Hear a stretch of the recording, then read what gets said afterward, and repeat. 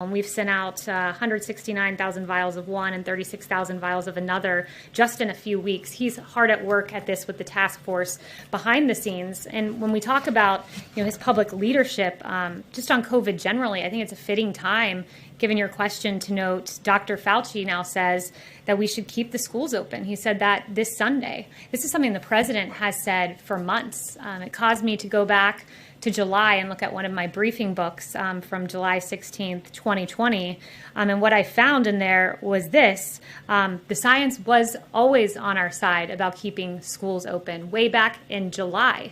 It's being acknowledged now, but in July you had Dr. Redfield saying, unlike flu, kids are not driving the transmission cycle.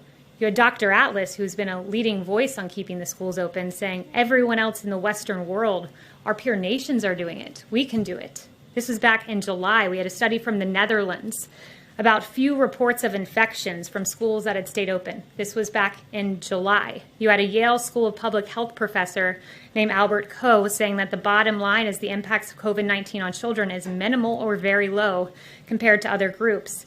There was a Lancet quote to that same effect. This was back in July when the president was saying, keep the schools open. I'm looking at the science. It's detrimental to keep kids out of school. But what were Democrats saying? When the president was following the science, here's what Democrats were saying. You had Governor Gavin Newsom say this: I'm not taking pressure from Trump on opening schools. You had Governor Cuomo saying it's not up to the president about opening schools as schools were shut down. You had Mayor de Blasio, who interestingly reversed himself this week, and now kids can go back to school. But back in July, when the science was on our side, he was saying what we won't do is ignore the science and recklessly charge ahead like our president, who was always following the science. You had Jennifer Rubin tweeting that now he wants to kill your kids. I'm not sure how that's responsible reporting.